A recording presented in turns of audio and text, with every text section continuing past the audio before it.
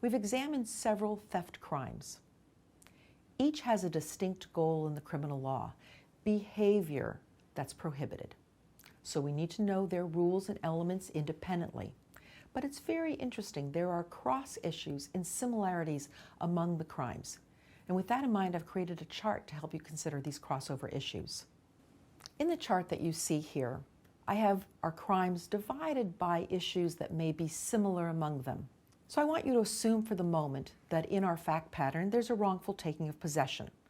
But the key issue is whether it's force or threat of force, or whether it's not. In that situation, I want you to think about, is it a larceny or is it a robbery? Do I have sufficient force for that larceny to become aggravated and turn into a robbery? Or is it just a larceny, the wrongful taking and carrying away of personal property of another with the intent to permanently deprive? If in the movie we start with the question of whether the defendant's in rightful possession or less than rightful possession, either custody or no relationship, I want you to think of the two crimes of larceny versus embezzlement.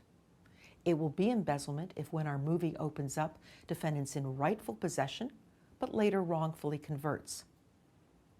It will be larceny, on the other hand, if our defendant is not in rightful possession, but instead has less than rightful possession, such as custody, or is a stranger who takes the property, in which case it would be larceny, providing that the defendant intends to permanently deprive.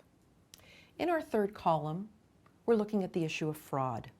Where there is fraud, I want you to focus on whether the victim has transferred ownership, goodbye property, I never expect to see it back, or whether the victim is transferring only possession and expects the property back. The two crimes in question will be larceny by trick or obtaining property by false pretenses. If our victim, in reliance on the misrepresentation, parts with ownership, the crime would be false pretenses. But if our victim only gives up possession, either because our victim expects the property back or because our victim only has possession to begin with, the crime will be larceny by trick.